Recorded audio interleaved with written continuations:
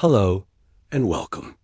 I am so very glad you've found your way here to this quiet corner of the world tonight. I invite you now to settle in, wherever you may be listening from. Let the weight of the day, with all its sharp edges and its endless noise, begin to loosen its grip on your shoulders. Like a tightly held fist, slowly, finger by finger, uncurling into an open and peaceful palm.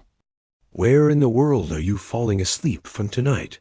Let us know in the comments below, if you feel so moved. In this space we share, there is no need to hurry. We are here to listen to the echoes it left behind in the silent air, in the soil, and in the hearts of those who are there.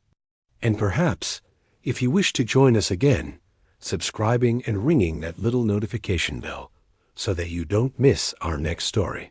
It helps our small, quiet community of listeners find one another in the vast, humming ocean of this digital world. We will not go to be shocked or to be frightened. We will go as quiet, compassionate observers to try and understand not just what happened, but what it felt like to be there. And through that gentle lens of feeling, we will try to understand why any of us living in our modern. It is young, brimming with a fierce, state-sanctioned optimism, and it is bathed in a clean, bright light that seems somehow more hopeful than anywhere else. The air is soft and achingly sweet with the heavy perfume of blossoming lilac, of apple, and of cherry trees. Listen past my voice into the quiet spaces. Can you hear it? In the stillness, there is the distant, unmistakable sound of children's laughter. It echoes from a dozen well-equipped playgrounds, from 100 grassy courtyards nestled between the apartment buildings. Pripyat is a city of the young. The average age of its 50,000 residents is just 26 years old. And so, everywhere you look, there is a vibrant, youthful, and almost electric energy. Young mothers, their faces fresh and full of uncomplicated hope for their children's futures, push sturdy, reliable Soviet-made strollers along the spotless sidewalks. Young fathers, home from their shifts at the monolithic power plant, toss worn leather soccer balls with their sons in the grassy squares, their joyful shouts echoing off the concrete walls. Teenagers filled with that restless, world-changing energy that is unique to youth gather on the grand wide steps of the Palace of Culture, energetic. Their bootleg cassette tapes playing the muffled, thrilling, and forbidden sounds of Western pop music, a secret shared between them. Their delicate pink and white petals drift down from the branches like a slow, silent, endless snowfall, blanketing the pristine lawns and wide, clean sidewalks. The city itself is a masterpiece of meticulous, rational planning, a perfect, logical grid of wide, sweeping boulevards and towering, monolithic apartment blocks. These concrete shoulders are painted in the cheerful, optimistic pastels of a child's playroom. Mint green, sky blue, and pale, buttery yellow. There is no grime here. There is no visible poverty. There is no hint of the urban decay that plagued older, less privileged cities. This is a model Soviet utopia, a promise kept, a vision of progress for all to see. This city is a testament, a promise made manifest in poured concrete and vast panes of glass, built to house the best and brightest minds, the most dedicated and loyal workers of the nearby Vladimir I. Lenin nuclear power plant. It is the future realized and inhabited. Complicated world would likely not have lasted a single 24-hour cycle as one of the forgotten heroes of this story. One of the Chernobyl liquidators. There is no need to worry. There is no need to do anything at all. All that is asked of you is to breathe.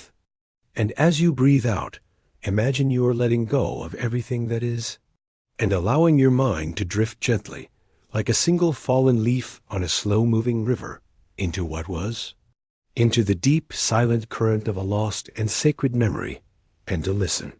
Perhaps you are tucked into bed, the gentle, reassuring weight of a blanket drawn up around you. Let us drift back to a time before the name Chernobyl was a wound on the face of the earth, before it was a synonym for disaster. Let us journey to a warm, sun-drenched spring afternoon in the year 1986, and let us imagine a city. A city not born of ancient stone and winding, shadowed alleys, but a city born of a dream. A city built from a blueprint of a perfect, shining future. This city is Pripyat. Perhaps you're on a long, late-night journey, watching the darkened world blur past your window into soft, indistinct ribbons of light and shadow. We will travel through time and through memory to a place whose very name has become a ghost, a cautionary whisper carried on the winds of modern history. It is a story of immense, world-altering sorrow, but it is also, and more importantly, a story of immense, quiet, and almost forgotten courage.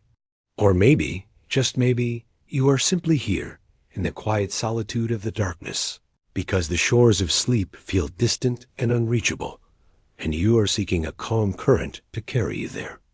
There is a strange and gentle comfort, a quiet solidarity in knowing that we are all here together, a silent fellowship of souls gathered from across the globe, all seeking a small, simple measure of peace.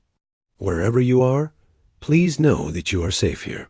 If you find a sense of calm in our time together, a quiet resonance with this kind of slow, immersive storytelling, do consider gently tapping the like button. Tonight, we are going to journey together. We are not here tonight to study the complex science or the tangled politics of a great catastrophe. We are going to travel to Chernobyl. But we will not go as tourists, with cameras ready and with morbid curiosity. So close your eyes if you feel comfortable doing so. Take a slow, deep breath in. Before the silence, there was music. Before the emptiness, there were 1,000 happy voices, their bright echoes caught and held in the warm spring air. Let us go back. It stands as a gleaming jewel of the Soviet Empire, a purpose-built Atomgrad, an atomic city, literally a city of the atom. Allow yourself to feel the gentle warmth of that forgotten sun on your skin. It is late April. Now listen. Imagine, just for a moment, that you are taking a leisurely walk down the city's magnificent Central Avenue, the Avenue of Lenin. The poplar trees, planted just a decade before, already form a lush, deep green canopy high overhead, their leaves rustling in a soft, soothing, endless chorus, a sound like a gentle rain that never falls. The apartment buildings are beacons of modern Soviet living, offering the residents luxuries that were still just a distant dream in other parts of the sprawling Union. Spacious rooms with a beautiful, glorious, sunshine yellow Ferris wheel stands tall against the blue sky, its bright new paint gleaming in the afternoon sun, waiting. It has been painstakingly assembled, piece by giant piece, just in time for the upcoming May Day celebrations, a grand state holiday that is now just days away. Hold the delicate, sweet scent of the blossoms on the air. Hold the bright, clear sound of the children's carefree voices. Hold the warmth of the spring sun on your face, because in the blink of an eye, in a single, quiet, solitary heartbeat of a moment, it will all become a photograph. For the young lovers sharing a last, quiet cigarette on a 9th-floor balcony, their whispered conversation a soft murmur in the stillness of the night.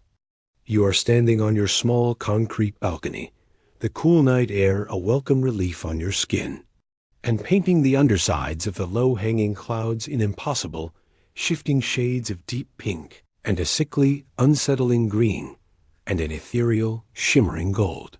A deep, low rumble now begins to carry across the water toward you, not a sharp, percussive sound of an explosion, but a continuous, guttural, vibrating moan, as if from a great, wounded beast in its slow, agonizing, and very public death throes. You look out over the sleeping, silent city, a grid of soft, yellow lights, toward the distant, familiar, blinking red lights on the smokestacks of the power plant. And then you see it. You see a flash of light, not the brilliant, blinding white of lightning, but a soft, beautiful, terrifying crimson that pulses once, then twice, and then blooms silently upwards into a column of pure fire that punches a clean, terrible, gaping hole in the black, star-dusted fabric of the night sky. But this is not an ordinary fire. It does not flicker and dance with the familiar, comforting yellows and oranges of burning wood or gas. It burns with a steady, unearthly, and pulsating blue light. A shimmering, silent, mesmerizing incandescence that seems to climb all the way to the very stars themselves. It is, in its own terrible way, magnificent, as beautiful and as alien as a captured aurora borealis, somehow held fast and tethered to the earth. For them, something is profoundly, deeply, and terrifyingly wrong. A memory, left to curl and warp and fade in an unforgiving, invisible, and eternal light. Doors to balconies creak open and sleepy, curious faces peer out into the strange, illuminated night. Is it a drill? A terrible accident? A simple, albeit very large, fire? The initial human response is not one of fear, but of a deep, unsettled, and almost captivated curiosity. Some people, woken now by the sound of sirens that have begun their lonely, piercing wail, even walk out of their apartment buildings and down to what would later become known by the survivors as the Bridge of Death, concrete railway bridge with a perfect uninterrupted view of the power plant, just a few kilometers away. They stand there in the cool night air, in small, huddled, shivering groups, watching the strange, beautiful fire, talking in hushed, excited tones. They are entirely, blissfully unaware that they are standing in a silent, invisible downpour. A downpour of things that should never have seen the light of day. A downpour of shattered atoms, of pure, elemental poison that is gently dusting their hair, their clothes, their upturned, wondering faces. It is a shining, 30-meter-tall promise of joy yet to come. It has not yet carried a single laughing child. It has not yet lifted one breathless, hand-holding couple towards the vast, cloud-dappled sky. It waits, silent and patient and full of kinetic potential, for a future that is so close, so tangible, you can almost reach out and touch it. Panoramic windows that let in the warm sunlight, powerful central heating that hummed reliably, not a sarcophagus of memory, not a global symbol of technological disaster. It is a living, breathing place, brimming with personal hopes and private dreams, with budding love affairs and quiet, secret heartbreaks, with the million small, beautiful, ordinary moments that, when woven together over time, make up a life. In the sacred, silent, dreaming hours of Saturday, the 26th of April, and unseen through the long, cold Ukrainian winters, and the ultimate prize of Soviet domestic life, a constant, endless, miraculous supply of hot water. The city boasts state-of-the-art facilities, a sparkling public swimming pool with a high dive that seemed to touch the sky. They are deep in the soft, welcoming embrace of their dreams, turning over in their warm beds, their minds filled with the mundane worries and the gentle, simple hopes of the coming day. For some, there is a shudder, a low, resonant tremor that passes through the concrete bones of their apartment buildings, a deep vibration that some mistake for a distant clap of thunder from an approaching spring storm. A few light sleepers might stir in their beds, their brows furrowing for a single unconscious moment before they pull their thin blankets a little tighter around their shoulders and drift off again into the dark, welcoming, silent sea of sleep. A cavernous cinema that showed the latest patriotic films to sold-out crowds sprawling well-ordered, department stores and glistening supermarkets with shelves that were by Soviet standards miraculously, unbelievably well stocked. Life here is good. It is comfortable. It is stable. It is a life filled with an unshakable foundational promise of an even better, even more prosperous tomorrow. And the source of all this prosperity, the silent, benevolent, all-powerful God of this modern, scientific age, is the atom. It hums quietly just a few kilometers away across the glittering, slow-moving Pripyat River. It is a sleeping, domesticated giant, a tamed beast that powers their bright city, heats their homes, and fills their futures with a clean, clear, and seemingly infinite nuclear-powered light. The people of Pripyat are deeply, fiercely proud of it. They feel a profound sense of safety and security in its nearness. It is a towering symbol of Soviet ingenuity, a testament to their nation's absolute mastery over the very building blocks of the universe. They have tamed the fire of the stars themselves and put it to work for the good of the common man. And right in the very heart of the city, in the Central Amusement Park, there is a brand new magnificent attraction. This is Pripyat. This is the world before, not a ghost town. Hold this image in your mind. Hold this feeling. It happens in the deep, velvet darkness of the night. The luminous green hands on a kitchen clock tick past 1:23 a.m. For most of Pripyat's 50,000 sleeping souls, the moment passes entirely without notice. But for those who are awake, for the men fishing for catfish out on the dark, placid, glassy waters of the power plant's vast cooling pond, imagine, just for a moment, that you are one of them. A thin, strangely colorful smoke billows from the new wound in the plant's roof, catching that eerie, supernatural-like confusion, not yet panic, ripples through the few who are now awake. The first responders, the local firefighters from Fire Station Number 2 in Pripyat, are already on their way, their bright red trucks racing through the empty, sleeping streets of the city. They have no real, concrete idea of what they are driving towards. The sky has a hazy, pearlescent, almost luminous quality to it, the light diffused and soft. The air feels electric, charged with a strange, vibrant energy. It falls on the soft, delicate petals of the spring blossoms, causing them to wilt and turn a sickly brown before their time. It settles on the shiny metal slides and the brightly colored swings of the playgrounds, waiting for the touch of a small hand. It coats the shiny, newly washed Ladas and Volgas that are parked neatly along the curbs. It drifts in through open kitchen windows and settles like a thin gray film on tables and countertops. It is silent. It is patient. It came first as that distinct, sharp taste of metal and sourness in the back of the throat. A beautiful deep bronze color would begin to appear on their skin within just a few hours of the initial exposure, even on the skin that had been protected and covered by the thick canvas of their clothes. It looked, for all the world, like a healthy, glowing, enviable holiday tan. A phase that the doctors, in their hushed consultations, came to know as the walking ghost phase, or the latency period.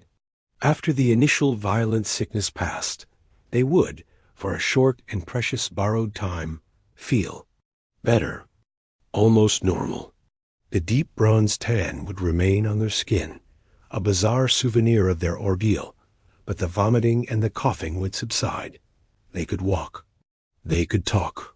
They could smoke a cigarette and even begin to believe, with a desperate, human hope, that perhaps they had miraculously survived the worst of it.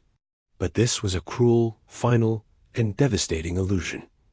It was the calm, quiet, deceptive eye of the hurricane. It was the terrible silence before the end. But it was not a burn from the sun's familiar, life-giving rays. It was a radiation burn, a deep thermal burn delivered from the inside out. It was their skin and the delicate, intricate, life-sustaining network of capillaries just beneath it, being literally cooked by the intense, invisible, penetrating gamma rays. This beautiful, deceptive, bronze-colored tan was a death sentence, written clearly and irrevocably on the very surface of their bodies. It was the body's first, catastrophic, and final surrender in its unwinnable war against the invading atom. It came as a persistent, unsettling pins and needles sensation on the skin, as if they had been brushed by invisible, stinging nettles made of pure energy. And soon after, it came as a deep, racking, uncontrollable cough that wouldn't stop, a nuclear cough, as the body, in its ancient cellular wisdom, tried desperately to expel microscopic, invading particles that it could not see and did not understand. It has no smell. It has no taste. It has no tangible form. It is a ghost made of pure energy. And it is methodically, silently, claiming the city, breath by breath, dream by dream, atom by atom. A deep, violent, churning wave of sickness that emptied the stomach and then emptied it again until there was nothing left but dry, agonizing, body-racking heaves that tore at their throats. It was the body, screaming in a state of primal cellular confusion, trying desperately to purge a poison it could not identify. A poison that had already seeped into every cell, every organ, every single drop of their blood. The clock is ticking for Pripyat, but no one in this beautiful doomed city can hear its terrible, deafening sound. Many people, as they go about their morning routines, notice a sharp, distinct metallic taste in their mouths, a taste like sucking on a 9-volt battery or a small piece of aluminum foil. An enemy you cannot smell or taste or touch. It is not the awesome, terrible power of the initial, catastrophic explosion that makes it so uniquely terrifying. Imagine trying to describe the warmth of the sun to someone who has only ever known the cold. That is what it is like to try and describe radiation to a human being. We can use our invented words, our abstract clinical scientific terms, our Röntgens, our REMS, our Sieverts, but they are just sterile. Inadequate labels for a primordial force that is actively, patiently, and silently unmaking the world around you and unmaking the living world inside of you. It is the deep, profound, all-encompassing silence that followed it. The enemy that was released into the unsuspecting world that night was not a conquering army of soldiers or a visible choking cloud of poison gas. It was physics itself. It was the fundamental, sacred, ancient laws of the universe, the very rules that hold our delicate reality together, broken open and turned inside out. It was starfire, let loose upon the soft, green earth. An enemy that passes through thick concrete walls and through solid steel and through the very flesh and bone of your own body as if they were nothing more than a passing morning mist, as if they were not there at all. Some feel a faint, persistent tingling sensation on their exposed skin, like a mild sunburn, even though the morning sun is not yet strong enough to burn. An odd, unfamiliar smell hangs in the air, not of smoke or of burning plastic, but of something sharp and clean and strangely metallic, like the air after a powerful thunderstorm has passed through. They are brave, ordinary men, fathers and husbands and sons, responding to what they believe is a simple, if serious, call from the dispatch, a fire at the power plant. And despite the strange atmosphere, life, for a few more precious, oblivious hours, continues its familiar, reassuring rhythm. Children are let out of their apartments to go and play in the sandpits and on the swing sets. In a grand municipal building in the center of town, a young couple is getting married. The bride is radiant in her white dress. The groom is proud and handsome in his best suit. They pose for photographs, smiling for a future they still believe, with all their hearts, is theirs. But a deep, quiet, unspoken unease has settled over the entire city, like a fine, invisible dust. The sirens have been wailing on and off all through the night. Strange, olive-green military vehicles, the kind usually reserved for war, have been seen on the roads leading into and out of the city. And the beautiful, unholy, iridescent glow in the sky continues its silent 24-hour vigil over them all. A fire on a roof. They go with nothing but their standard-issue canvas uniforms, their heavy leather boots, and their boundless, unquestioning courage. They believe that they are going to fight a normal fire. They do not know that they are marching directly into the open, pulsing, still-beating heart of a wounded, fallen star. They do not know that they are driving at full speed into their own waiting graves. As the sun finally begins its slow climb on that strange and fateful Saturday morning, the city of Pripyat awakens to what seems, to all outward appearances, to be a strangely beautiful day. Despite the persistent, unsettling rumors that are now beginning to spread through the city, and all the while the invisible enemy pours from the shattered, incandescent, still burning heart of reactor number 4. How do you fight an enemy that you cannot see? This is the true, insidious, and profound horror of Chernobyl. Imagine trying to describe the color blue to a person who is born blind. For the very first people on the scene, the valiant, doomed firefighters who climbed the ladders into hell, the shell-shocked plant workers who stumbled through the ruined halls. The invisible enemy made its presence known very quickly. Then came the nuclear tan. It was a strange, bizarre, and deeply unsettling phenomenon. After the tan, the terrible, relentless nausea began. For those men who were exposed to the very highest, most astronomical doses of this invisible fire, there was a terrible, deceptive, and profoundly cruel period that often followed. Because deep inside their bodies, at a microscopic, cellular level, a war had already been fought and had already been irretrievably and absolutely lost. The invisible enemy was methodically, relentlessly, and painlessly unwinding the very blueprint of their life. The delicate, infinitely complex, sacred double helix chain of their DNA was being systematically shattered, snapped, and broken apart. Like a priceless string of ancient pearls dropped from a great height, its precious iridescent beads scattering irretrievably and forever across a cold stone floor. The stem cells, the body's master builders, the precious magical cells that are responsible for creating all new life. Within us, the cells deep inside our bone marrow that make our red and white blood cells. The cells in the fragile lining of our stomach and our intestines, the cells at the root of every single hair on our body, had been utterly sterilized. Their sacred, ancient, life-giving ability to replicate and to renew had been erased from existence forever. They were ghosts already dead, but their bodies, in their profound ignorance, simply hadn't realized it yet. Their slow, spectral walk as a living specter would last a few days, maybe a week, perhaps even 2. And then the final, irreversible, and agonizing decline would begin. This was the enemy. It was not a roaring, fire-breathing monster. It was a silent, patient whisper. It was a methodical, microscopic assassin that used the body's own beautiful, life-giving processes to destroy it from within.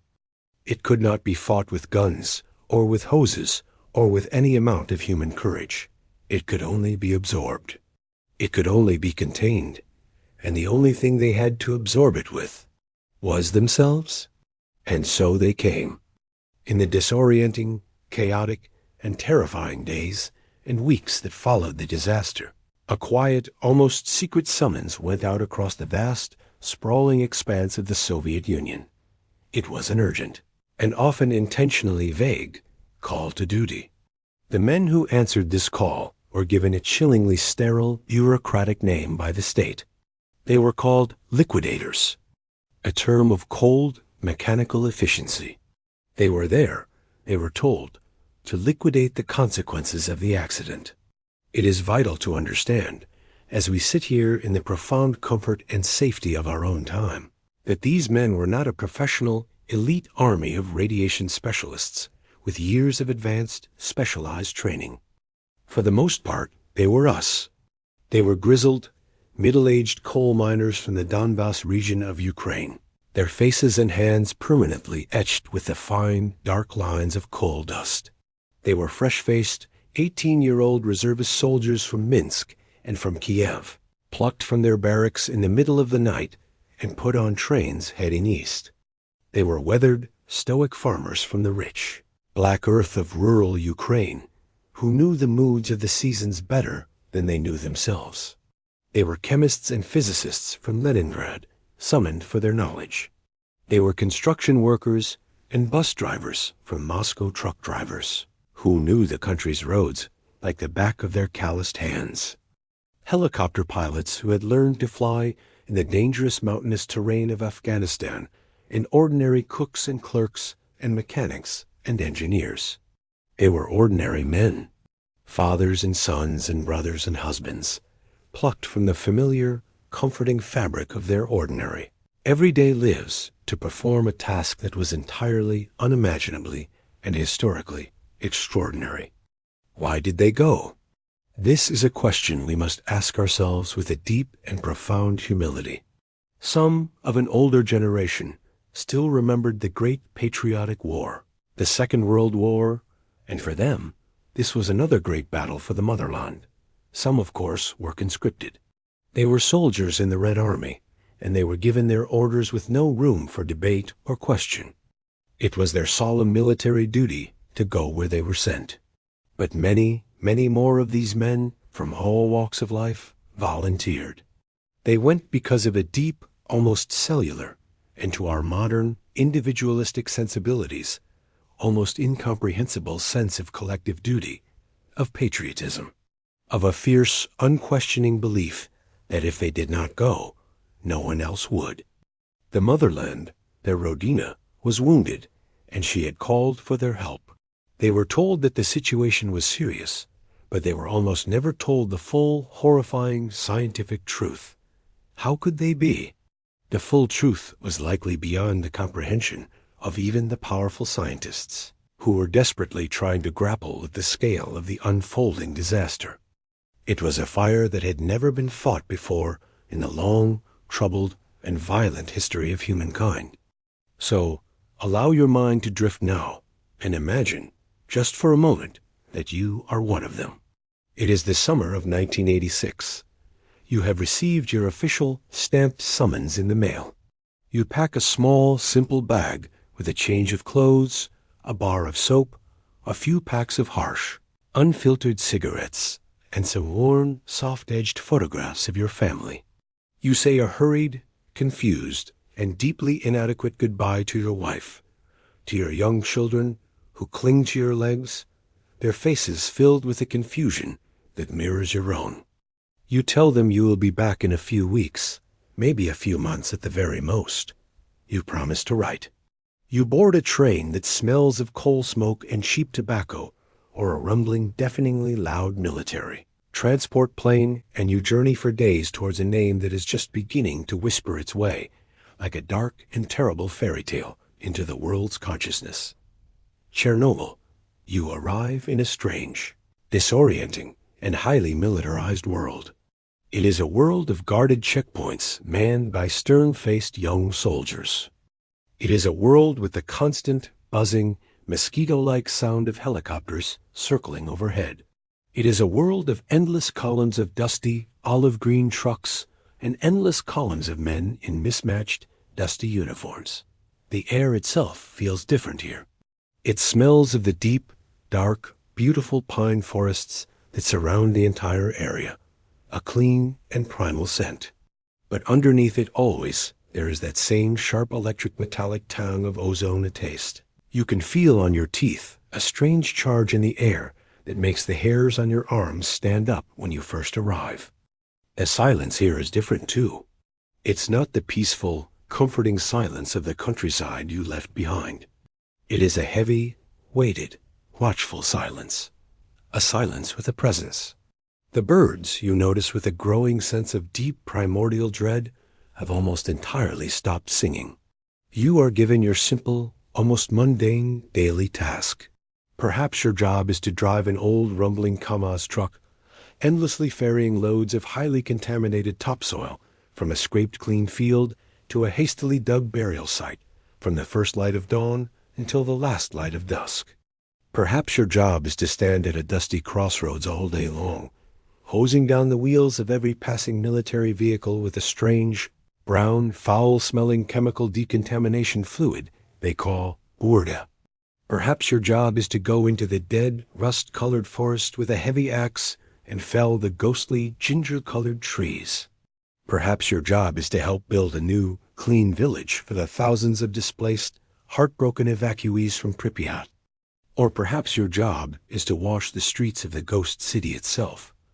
A hopeless, heartbreaking, Sisyphean task of trying to scrub an invisible, indelible stain from an entire abandoned metropolis. You wear whatever makeshift protective gear they can find and give to you. For many of the men, particularly in the first chaotic months, It is pathetically, almost criminally, inadequate. A simple, thin cloth face mask, the kind a dentist might wear, derisively called a petal mask because of its flimsy, flower-like shape. A pair of thin, worn leather gloves that offer no real protection. Your regular army uniform and your cap. Others, those who are tasked with more overtly dangerous work that takes them closer to the shattered heart of the reactor itself, are given crude, heavy lead aprons. These aprons look like something a medieval blacksmith might wear, and they feel like a butcher's smock crudely fashioned from heavy, dull gray sheets of roofing lead. But these clumsy aprons only offer a semblance of protection to your torso. Your arms, your legs, your neck, your head, the vulnerable, soft, essential parts of you that are still, undeniably, you remain almost entirely exposed to the invisible, penetrating rain of gamma radiation. Your only real, officially acknowledged protection is time. You are given a dosimeter, a small, pen-like device that is meant to measure your total cumulative exposure to radiation. The rule, they tell you, is simple and absolute. When your dosimeter reaches its limit, a supposedly safe lifetime limit of 25 rem, your work in the exclusion zone is done. You will be declared a hero, given a certificate, and sent home. But the dosimeters themselves are often old, unreliable antiques from the 1950s. Sometimes there simply aren't enough of them to go around, and one single device must be shared between a whole squad of 10 or 20 men. And sometimes, in a rush of patriotic fervor, or under the intense, intimidating pressure from a zealous commander, men will purposefully leave their precious dosimeters behind in their tents so that they can get more work done, so that they will not be seen as a shirker or a slacker or a coward. They are here to do a job, after all, and they will do it, no matter the unspoken personal cost. You become, in the chilling, cold terminology of the time, a biorobot. That is what the scientists and the generals sitting safely in their lead line bunkers come to call the men who are sent to the most dangerously contaminated places. You are a human machine sent to do a job that a far more expensive technologically advanced metal machine cannot do. Because the levels of radiation are so astronomically, unbelievably intense that they instantly fry the delicate electronic circuitry of any modern robot they try to send in. Only a human being, with their simple, wet, messy, resilient, analog nervous system, can function in such a place. For a few precious, life-altering, body-altering seconds at least. And this, my dear, gentle listener, this is the heart of why you, listening to this now, from the deep comfort and relative safety of your own time, would likely not have lasted those 24 hours. It is not because you are weaker or less courageous. It is because your mind is armed and perhaps burdened with a different and perhaps more terrible kind of knowledge. You are a product of a different world, a different age, an age of information. You would ask 1,000 pointed questions. You would demand to see the safety data sheets. You would insist on better, more effective, modern protective equipment.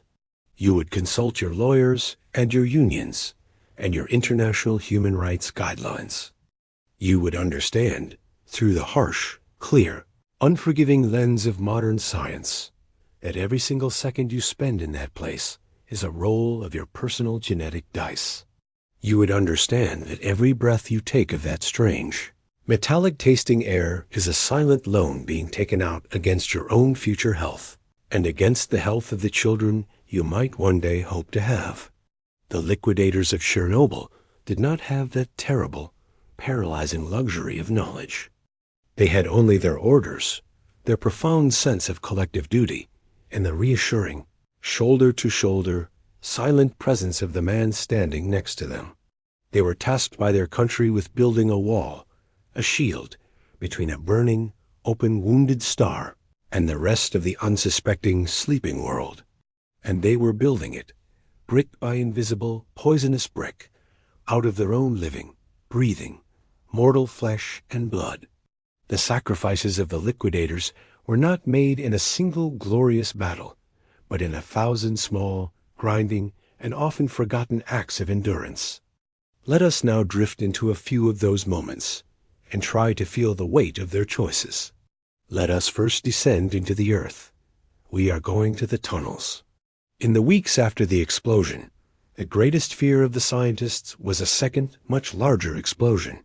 The molten core of the reactor, a white-hot, lava-like substance, was melting its way through the concrete floors, down toward the vast pools of water in the levels below. A thermal explosion was imminent, one that would have rendered half of Europe a wasteland. To prevent this, they needed to install a massive refrigeration system beneath the reactor, but first they needed a tunnel. The call went out for coal miners, men who lived their lives in the darkness, who understood the earth. Imagine you are one of them, a miner from Tula, your face pale from a life spent away from the sun. You are taken to the edge of the reactor complex. You are shown where to dig. The heat is the first thing you feel. Not a dry heat, but a thick, wet, oppressive heat that steals the air from your lungs. You are digging towards a molten nuclear core, and the temperature in the cramped, narrow tunnel often exceeds 50 degrees Celsius, 122 degrees Fahrenheit. The respirators they give you are useless. They fill with sweat and suffocate you in minutes. So you and your comrades make a choice. A terrible choice between the immediate, certain agony of heat stroke and the invisible, uncertain threat of the atom.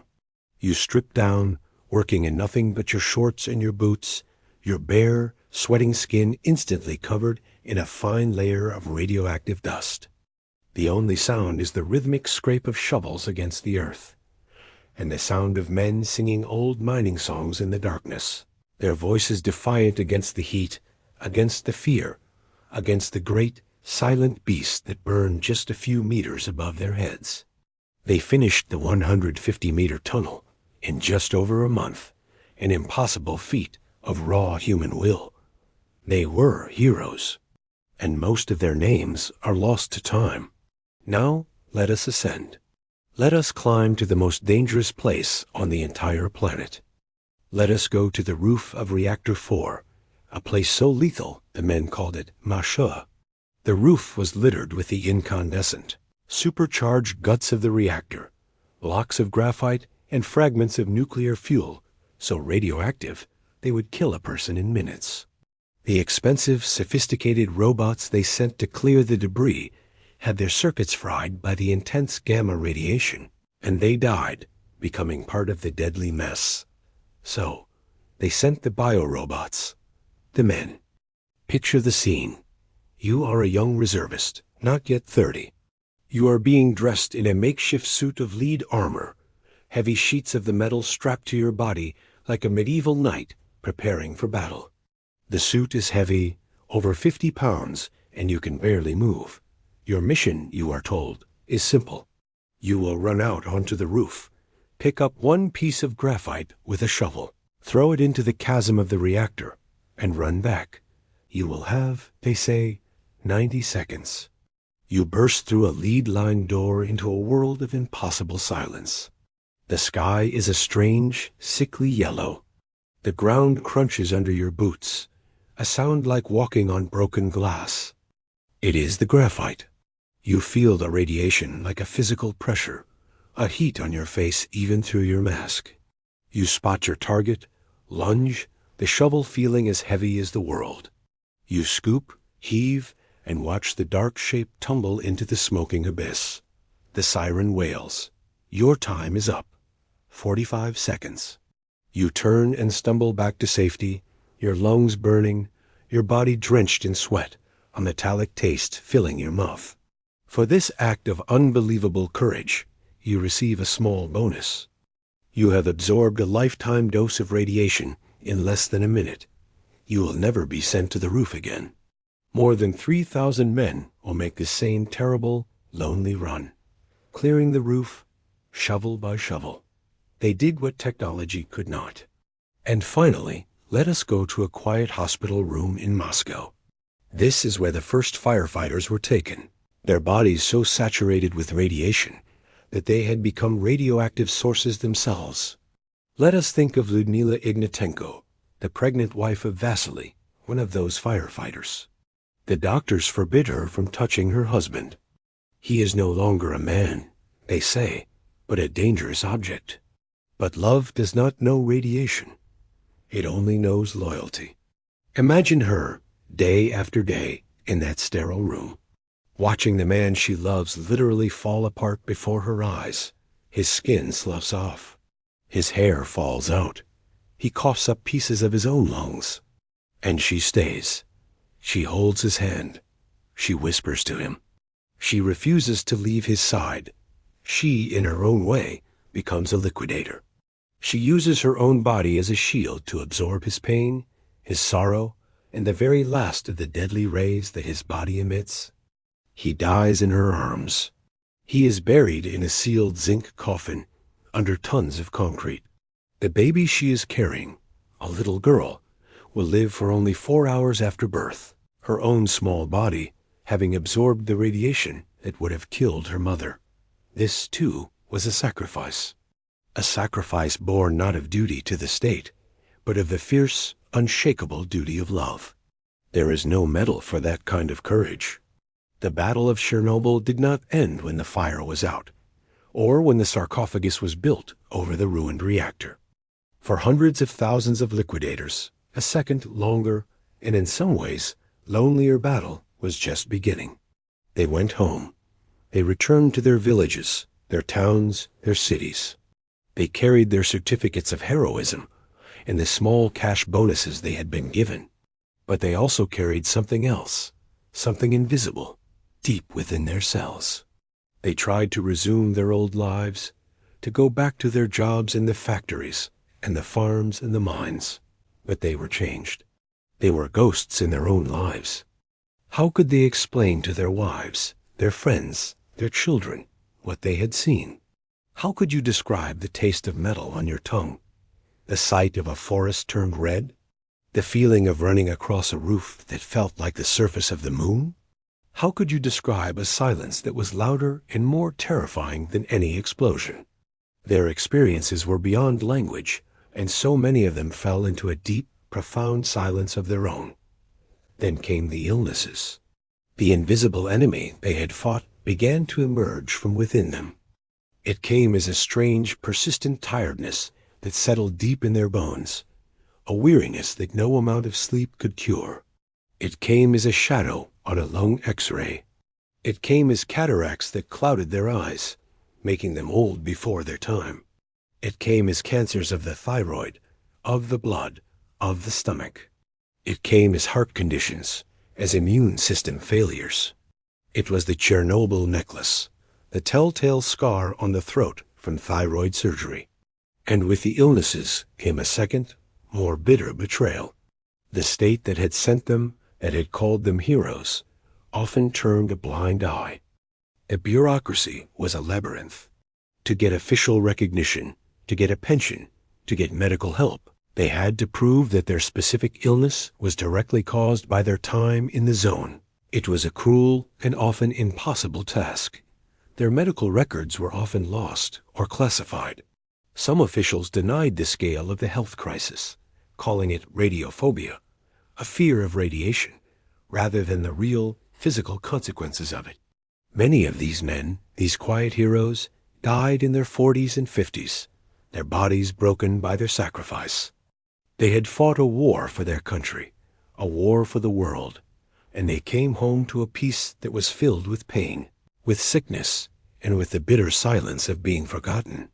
They had been a human shield, and like any shield, once the battle was over, they were often simply set aside, marked and damaged, their purpose served. Their second battle was not against the atom, but against oblivion. It was a fight to be remembered. Let us travel one last time, back to the zone, back to Pripyat. 3 decades have passed since the evacuation. Nature, in its slow, patient, and deeply indifferent way, is reclaiming what was hers. This is not a triumphant, Hollywood-style healing. It is a slow, quiet, green conquest. Birch and pine saplings their seeds carried on the wind, now grow straight through the asphalt of the boulevards and the floors of what were once living rooms. A thick, vibrant carpet of deep green moss, soft as the most expensive velvet, now covers the floors of abandoned classrooms and hospital corridors, muffling all sound.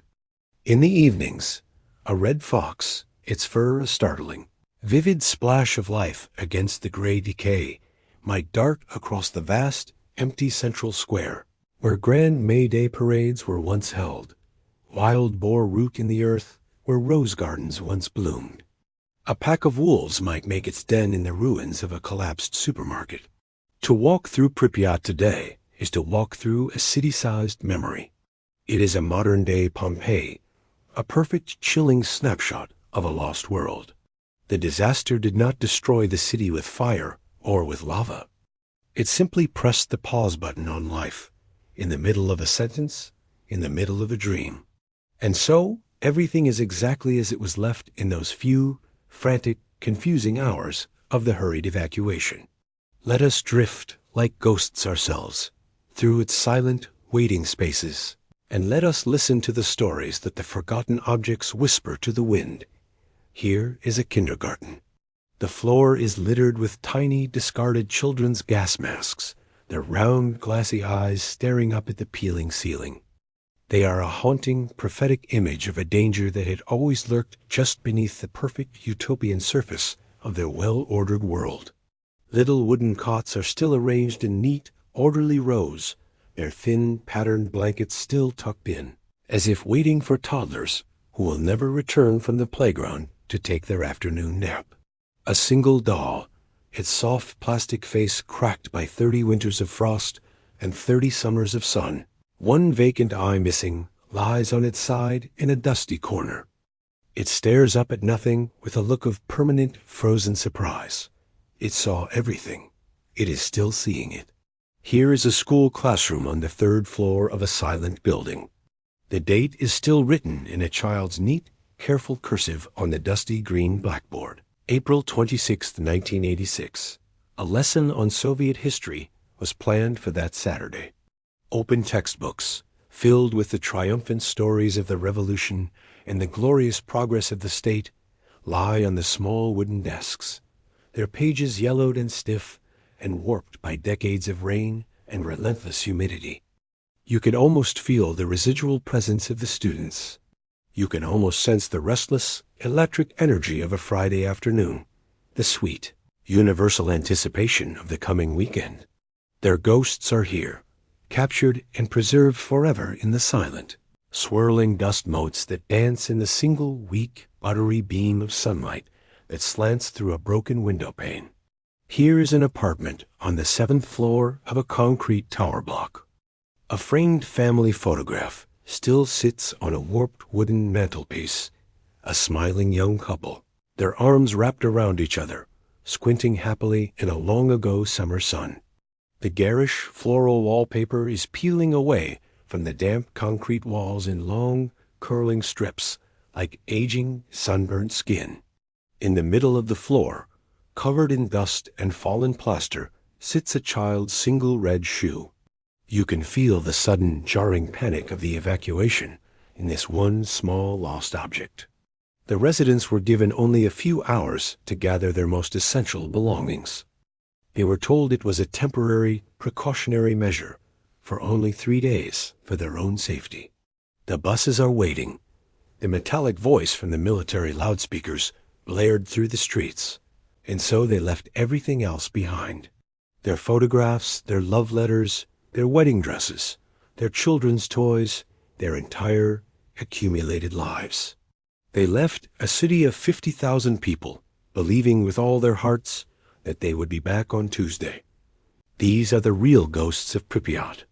Not spectral apparitions that wail in the night, but the very real, tangible, heartbreaking echoes of the lives that were so abruptly, so completely cut short here. Every decaying, silent piano that will never play another note. Every forgotten, moldering teddy bear, every open, unread book is a quiet, stoic liquidator, holding a memory, absorbing the slow, relentless, radioactive decay of time. They are the faithful keepers of the city's last stolen collective breath. And so, my dear, gentle listener, our long, quiet journey tonight comes to its peaceful end. We have walked with the ghosts of Chernobyl and Pripyat. We have stood on the terrible sacred roof of Noshe, and we have descended into the hot, suffocating darkness of the earth. We have done our best to listen, with compassion and with deep humility, to their silent, lingering, and vital stories. The liquidators of Chernobyl were not superheroes from the pages of a comic book, armed with impossible, superhuman powers.